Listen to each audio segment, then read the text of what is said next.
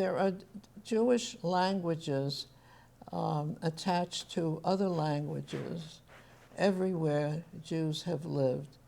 And since the Jews have been a traveling people ever since we know when, 1,000 years.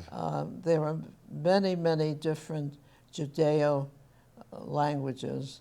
The interesting thing about Yiddish is that it's one of the few languages, Ladino is another, that has persisted.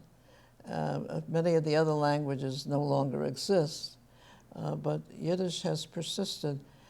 And I think it has taken on some of the English. Some people will call it Yinglish, and the question of will Yiddish survive, I will leave to your generation and the one that comes after your generation.